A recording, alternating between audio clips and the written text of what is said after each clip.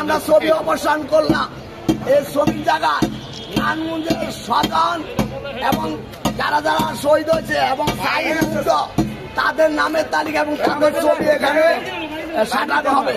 আমরা শেখ মুজিবের ছবি অবসান করে এখানে শহীদ স্বজন শাওন সাইদ মুগ্ধ যারা শহীদ হয়েছে তাদের নামের তালিকা এবং তাদের বৈশ্বিক ছাত্র আন্দোলন যারা শহীদ হয়েছে তাদের ছবি এখানে আমরা তাদের নাম এবং তাদের ছবি এখানে আমরা লিপিবদ্ধ করব।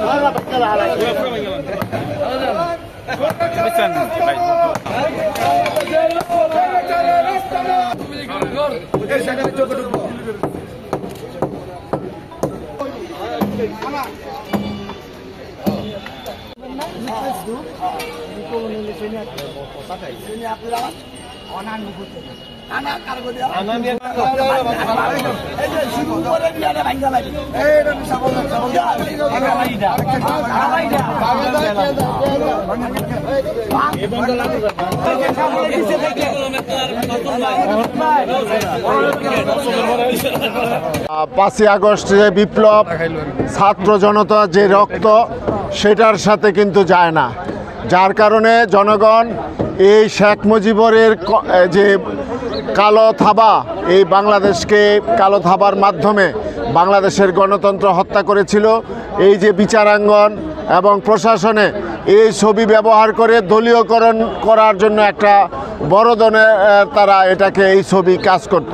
তা এখন যেহেতু এই কলঙ্ক মুক্ত হয়েছে বাংলাদেশ এবং এই যে আজকে এই ভাঙার একটাই কারণ শেখ হাসিনা পতিত স্বৈরাচার, সে পালিয়ে গেছে দেশ ছেড়ে, তার মন্ত্রী এমপিরা পালিয়েছে, অথচ সে বাংলাদেশের বিরুদ্ধে এখন পর্যন্ত ষড়যন্ত্র অব্যাহত রেখেছে ভারতে বসে। সেই ষড়যন্ত্রকে প্রতিহত করার অংশ হিসাবেই আজকে এই জনগণের কর্তৃক এই মূর্তি অপসারণ। শেখ মুজিব নিজেও একজন একনায়কতন্ত্রকারী এবং বাকশালের জনক, অতএব বাংলার জনগণ বাকশালের জনক এবং খুনি ফেসিস্ট হাসিনার বাবা এই খুনি শেখ মুজিবের ছবি দেখতে চায় না। তাই সারা বাংলাদেশে খুনি শেখ মুজিবের ছবি অপসারণ হচ্ছে। আদালত প্রাঙ্গণে পুলিশ সুপার কার্যালয়ে নারায়ণগঞ্জে বিভিন্ন জায়গায় খুনি শেখ হাসিনা, খুনি শামীম ওসমান, খুনি সেলিম ওসমান, খুনি আইবি যেই সকল শেখ মুজিবের মূর্তি দিয়ে নারায়ণগঞ্জ শহরকে সাজিয়েছে, তাই বাংলাদেশের জনগণের পাশাপাশি নারায়ণগঞ্জের জনগণও শেখ মুজিবের ছবি অপসারণ চায়, খুনি হাসিনার ছবি অপসারণ চায়। যেখানে যেখানে তাদের এই খুনি শামীম ওসমান, খুনি সেলিম ওসমান, খুনি আইবির ছবি আছে, যত ধরনের ছবি আছে, যত ধরনের মূর্তি আছে, সে মূর্তি অপসারণ চায়।